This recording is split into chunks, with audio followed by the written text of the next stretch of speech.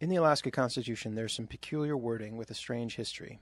It reads, "Schools and institutions so established by the state shall be free from sectarian control.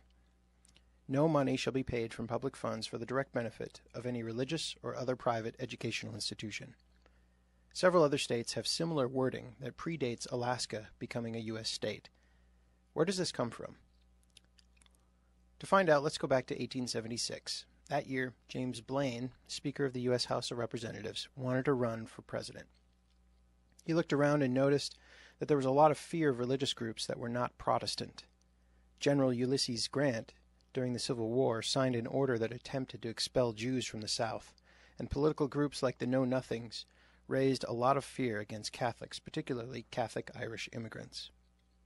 Back in that decade, one fear was Catholics would take over the public schools and teach children to be Catholic instead of Protestant American values.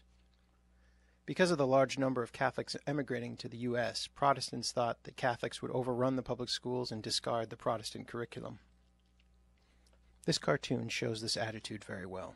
If you look closely, the reptiles coming up out of the sea are actually bishops invading the American coast. The children on the beach are being shielded from the assault by a good citizen figure who is protecting them from being devoured.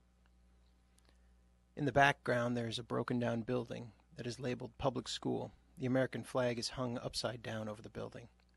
From the cliffs that flank the beach, children are being thrown to the bishop reptiles. Across the sea, you can see the Catholic cathedral labeled with the word political. Watching all this gave Blaine an idea.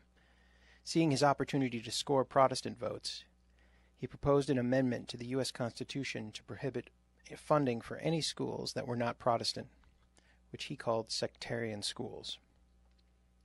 It was meant to protect the monopoly that Protestants had in public schools. As an example, in the cartoon we just saw, you can see the Bible in the coat of the young man who is shielding the children on the beach. This bigoted attitude towards religious diversity, the fear of Irish immigration and influence, and the belief that public schools needed to be protected to preserve American culture, survived well into the 20th century.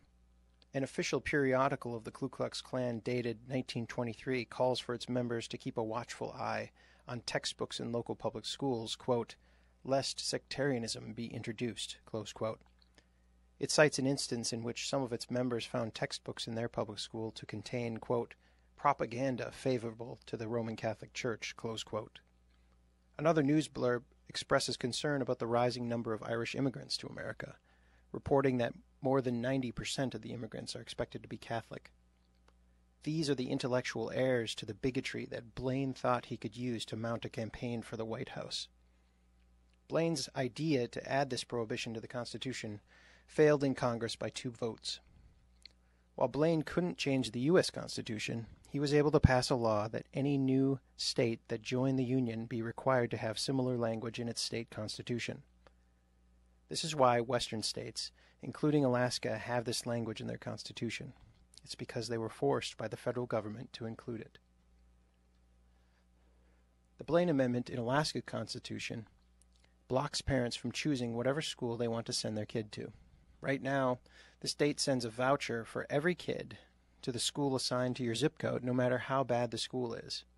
If you're stuck in a failing school, that's just your tough luck, because there's only one school that can receive your voucher dividend. It sets up a monopoly system that doesn't have to work to keep its students, because it will always receive its revenue. Removing the Blaine Amendment language from the Alaska Constitution would allow the state to send the education voucher dividend to the parent and let them choose any school they want. Not only would this give the parent a power to choose, it would spur the creation of new options and give parents choices they never had before. Even if one doesn't support school choice, the sordid history of this language begs the question, why haven't we progressed beyond this? Should a religious fight in the 19th century really be setting the parameters of education policy in Alaska? Do we fear that parents choosing their own school would make Alaska too diverse? Why are we uncomfortable with that diversity? And why not try what works?